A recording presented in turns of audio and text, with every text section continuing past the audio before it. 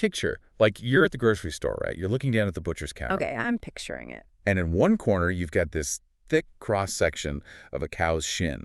It's tough. It's laced with this thick, rubbery sinew. And, historically, it is one of the cheapest, most stubborn cuts of meat you could possibly buy. Oh, yeah. Definitely a humble cut. Right.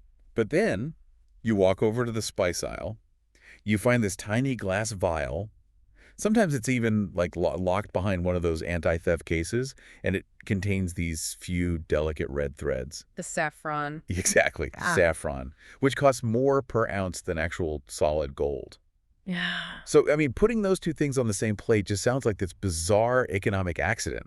Like, why pair the absolute bottom of the barrel with the height of luxury? It sounds completely counterintuitive when you put it that way. I mean, you usually expect luxury to be paired with luxury, right? Yeah, like truffles on Wagyu beef or something. Exactly. Or, caviar on oysters. But this particular combination, pairing a humble working-class staple with the most expensive spice on earth, is actually a centuries-old masterclass in flavor engineering. Well, welcome to the Laki Maikai Deep Dive. Yeah. Today we are stepping right into our kitchen. And speaking as the creators behind these recipes, our mission today is specifically for you. Yes, the busy home cook. The food enthusiast who wants to, pull off a spectacular restaurant-quality meal on a random Tuesday without spending your entire paycheck or just completely losing your mind juggling a million pots and pans. Which is so common with these types of dishes. Right. So we are taking you through the science, the history, and the workflow of one of our absolute most beloved dishes, which is Osso Buco with saffron risotto. And we really want to demystify this because, often when home cooks see a recipe that calls for 2.5 hours of cooking time plus ingredients like saffron, they immediately just flip the page. Oh, totally. They assume it requires a culinary degree. Yeah, but once you understand the actual mechanics of what happens inside that pot, like the biology of the meat and the chemistry of the rice, that intimidation factor completely vanishes. Okay, let's unpack this. Yeah. Because to understand the dish, we have to really understand the anatomy of a perfect braise. So we are starting with 4 veal or beef shanks. Right, the base of the whole thing. And these are hefty, usually 1.5 to 2 inches thick. If you were to take a raw shank and say just throw it on a hot grill like a ribeye steak. Oh, you would ruin it, completely ruin it. You would be chewing on one bite for 3 days. I mean, it is packed with incredibly tough connective tissue. Yeah, and that connective tissue is mostly made of collagen. The shank is a load-bearing muscle on the animal, right? Because the cow uses its legs constantly. Exactly. So those muscles are highly developed and wrapped in these thick networks of collagen just to keep them strong. When that collagen is raw, or if it's quickly exposed to high heat, it acts like a tightly wound rubber band. It just snaps tight. Yeah, it seizes up and becomes literally unchewable. Which leads to a genuine point of confusion for a lot of cooks, I mean, myself included when I first started learning. Oh, for sure. If I take a chicken breast or like a lean pork chop and I cook it for 2 straight hours, it turns to stringy, dry dust. Dust, yes. It is completely ruined. So why does adding more heat and more time to a tough cow shin suddenly turn it into this melt-in-your-mouth delicacy? Like, what is actually happening in there? Well, it comes down to the difference between roasting and braising. Yeah. And how that collagen reacts to sustained, gentle heat in a moist environment. Okay. Think of the collagen in the shank as a tightly knotted ball of yarn. If you flash fry it, the knot just pulls tighter. Makes sense. But if you submerge it in a warm, acidic liquid, like, our mixture of crushed tomatoes, wine, and beef stock, and you keep the temperature low and steady for 1.5 hours to 2 hours, those knots slowly begin to untangle. Wait, so they literally break apart? Yes, the collagen fibers literally break down, they hydrate, and they melt into gelatin. Oh, wow. So you are physically transforming the structure of the meat. You aren't just cooking it. You are melting the tough parts into pure luxury. That gelatin is the magic, honestly. It infuses the meat with moisture from the inside out, which is why it tastes so incredibly tender. And it thickens the sauce too, right? Exactly. As that gelatin leaks out into the surrounding tomato and wine broth, it acts as a thickener. It gives the sauce this glossy, silky, lip-smacking texture that you just simply cannot get from a lean cut of meat. And we haven't even talked about the literal centerpiece of the dish. Yeah. I mean, the name Osso Buco translates from Italian to bone with a hole. A very literal name. Right. And right in the center of that shank is this thick cross-section of bone, and inside that hole is the marrow, The marrow isn't just a byproduct, it is a vital ingredient. It really is the engine of the dish's flavor. From the nutritional standpoint, bone marrow is an absolute powerhouse. So good for you. It is. It's densely packed with iron, its own supply of collagen, and these incredibly rich, healthy fats. As the liquid gently simmers, that marrow slowly renders out right into the pot. So it essentially acts as a natural butter, right? That's a really great way to visualize it.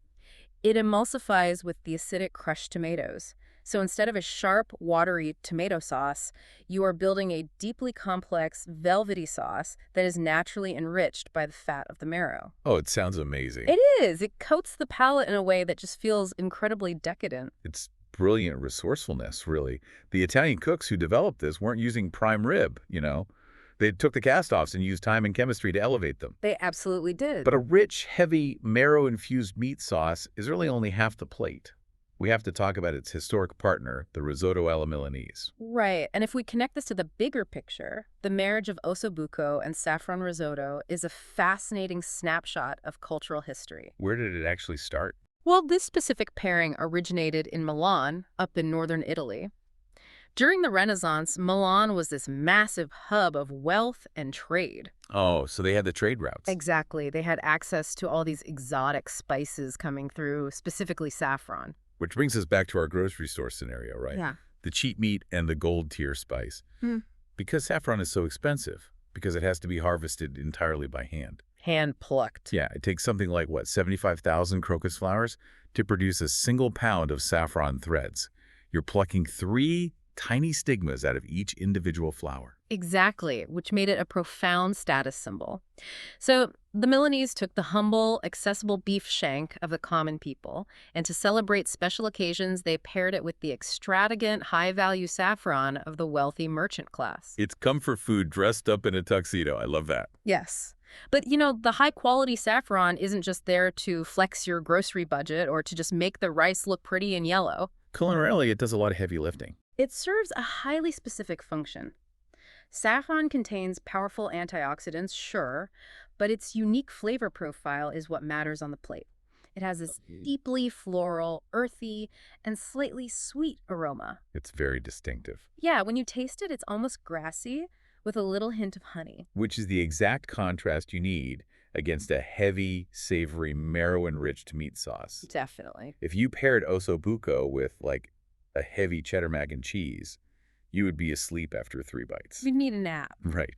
The floral notes of the saffron cut through the savory weight of the beef. But here's where it gets really interesting for the cook at home, though. You do not need a lot of it to achieve this effect. Yeah, very little. Our recipe calls for a tiny pinch, like about half a teaspoon, or just 0.5 grams of threads. Because it is a highly potent ingredient. But you don't just toss dry saffron into a pot of rice. Right. You have to wake it up. Right, the blooming process. You take that tiny pinch and you bloom it in 2 tablespoons of warm stock for about 5 to 10 minutes. The warm liquid coaxes out all those essential oils and the color compounds from the dried threads. It's beautiful to watch. And that microscopic amount of bloomed liquid completely dictates the golden color and the intoxicating aroma of an entire cup and a half of arborio rice. It perfectly illustrates why quality matters over quantity. I mean, a tiny pinch of high-quality saffron does the work of a whole cup of lesser spices. Okay, so we understand the biology of the braise and we know the history of the saffron. But let's bring this back to the practical reality of a kitchen on a busy Thursday evening. Back to the real world. Yeah.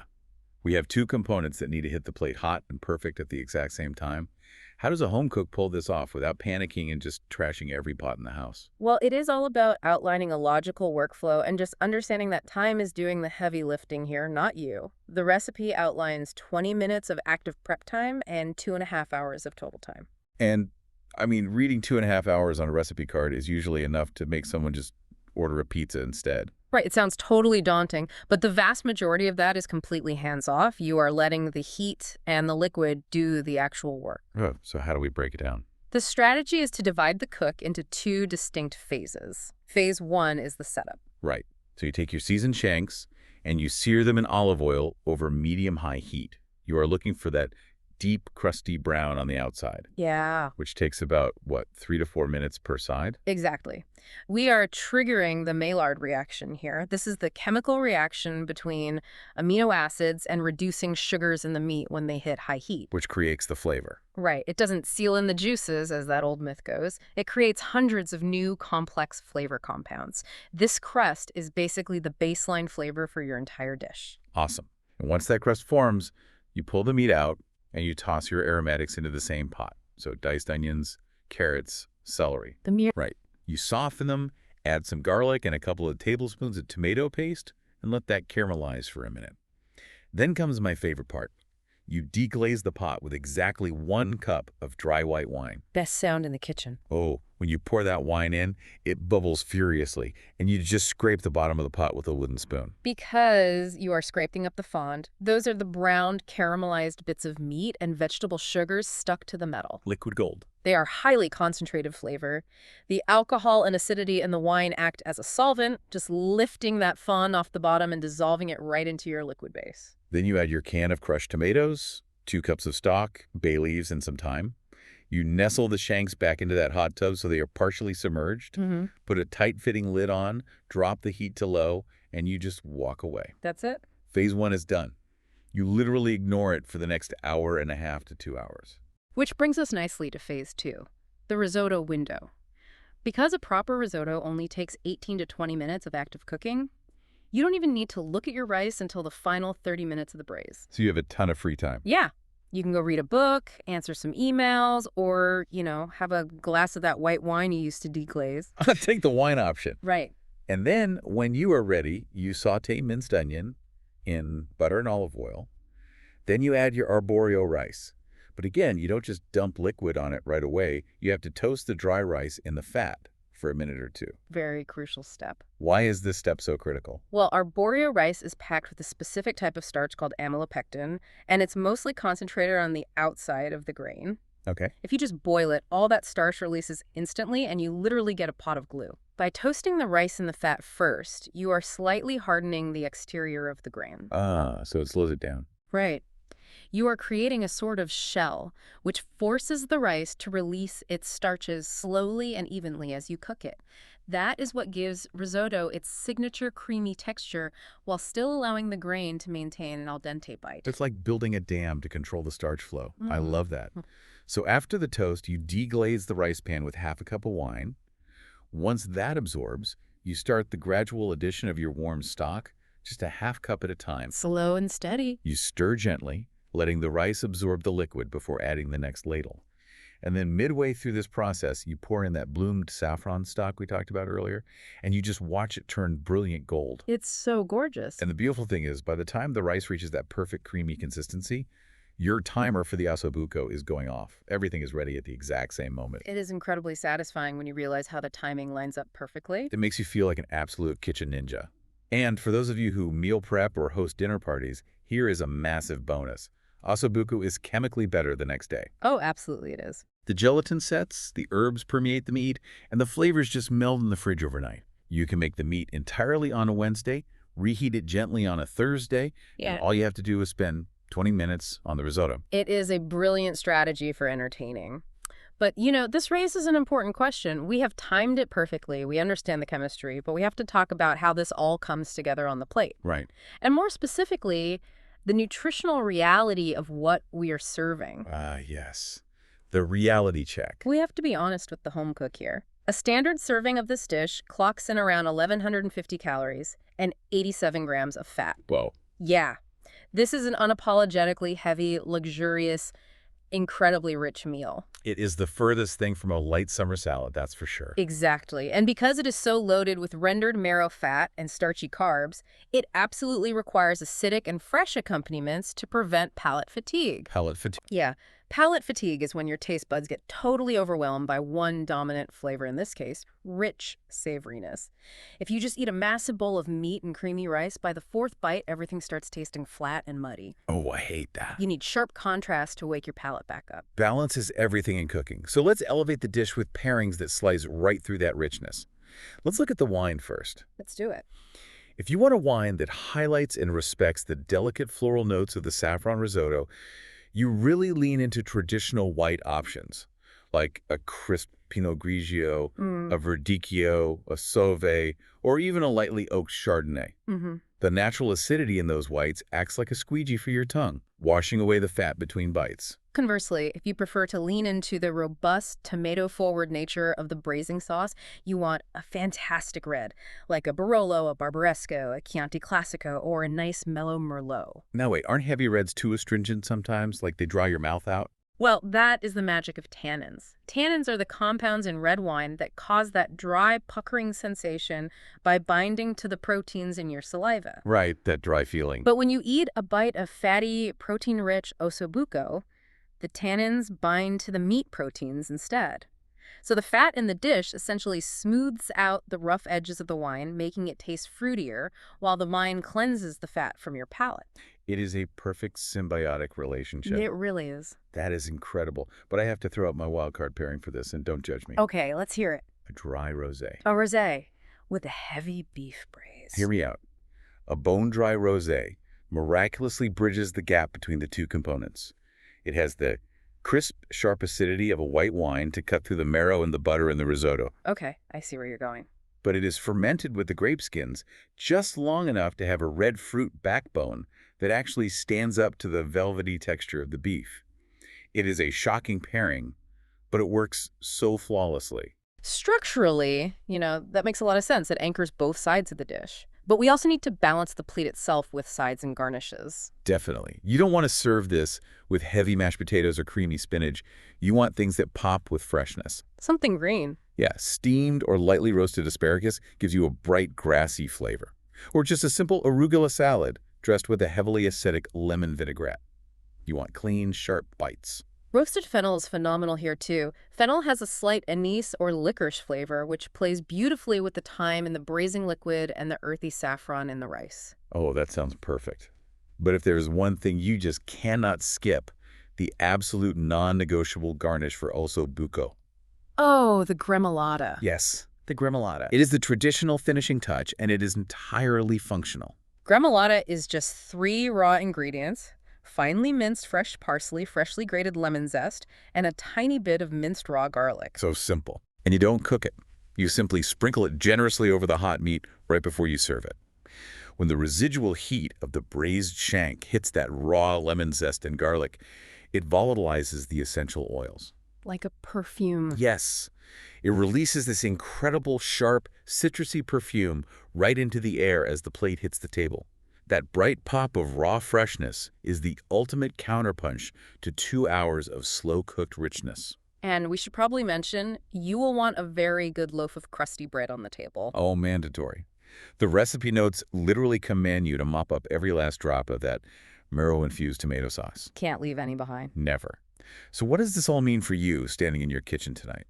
It means that the Lucky Maikai Osso Buco with saffron risotto is the ultimate proof that you do not need to buy the most expensive cut of meat in the case to create a masterpiece. You really don't. It proves that a budget-friendly, stubborn cut of beef, when you understand the science of collagen and heat, and you pair it with a strategic pinch of a luxury spice, can rival any $100 plate at a high-end restaurant. It completely reframes how we value our ingredients. I mean, we have been conditioned to equate the sticker price with the ultimate quality. Always. But this dish proved that culinary technique and understanding of chemistry and the application of time are infinitely more valuable than any premium ingredient you can buy. And you don't have to be intimidated by a 2-hour cook time. Yeah. Once you know what's happening under the lid, you are in complete control. You take the tough, the cheap, the overlooked, and you use time to spin it into pure culinary gold. Which leaves us with a really provocative concept to carry into our own kitchens. If time and technique are the core mechanisms that turn the absolute cheapest cuts of meat into the most celebrated, luxurious meals in Italian culture, Yeah. it makes you wonder what else we are ignoring at the grocery store. Oh, wow. Think about all the things we throw away or walk past because they seem too tough, too fibrous, or just too much work. We are trained to want the tenderest cuts that cook in 5 minutes. Exactly. What are the hidden ossobucos hiding in other global cuisines? Think about broccoli stems or fish collars or discarded vegetable tops sitting in the discount bin or the compost pile. What overlooked ingredient is just waiting for a home cook to apply a little bit of science, a low flame, and the magic of a slow braise? That's a great point. It really challenges us to stop viewing time as a hurdle and start viewing it as the most transformative ingredient we have access to. I love that so much. Time isn't the enemy of a busy cook. It's the secret weapon. So next time you're at the butcher, skip the filet mignon. Find the toughest, cheapest cut they have, clear your afternoon, and see what a little patience and a heavy pot can really do. The kitchen is waiting. Get to braising.